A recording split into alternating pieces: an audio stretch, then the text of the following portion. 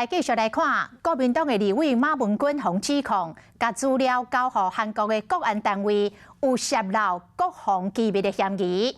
行政院副院长郑文灿大来口说，讲有这种食碗内洗碗外，无遵守保密义务的立委，是互台湾减分。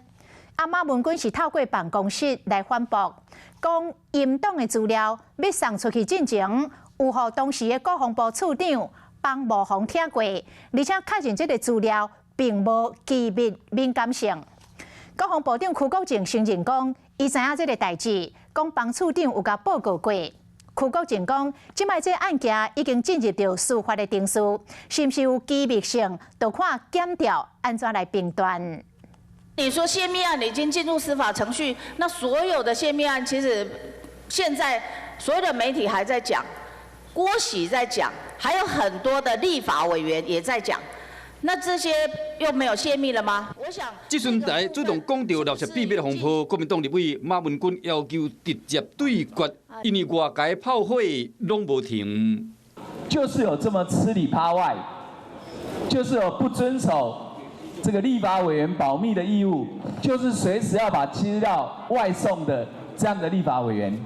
讲真的哦。这种立委哦，给一个台湾减1分，对不对？担任行政院副院长，你的高度更应该更高。如果说有真实的证据拿出来，该办就办，但不要用影射的方式。面对各种漏泄秘密的质疑，马文君透过办公室表示，讲有关录音档资料送出去进前，有互当时国防部处长帮吴宏听过，敢是要互国防部来背书。房市长在当时有跟您报告这件事情吗？有，我这个时候这件事情啊，我们点点滴滴我都有参与啊，大家同仁都很认真的啊，不要为了一件事情，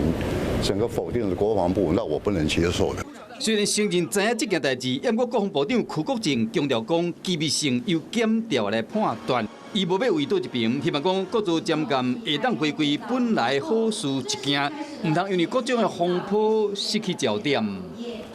Hello， 我是林仙怡。想要抢先掌握最及时的新闻资讯吗？赶快订阅、按赞、开启小铃铛，锁定华视新闻 YouTube 频道。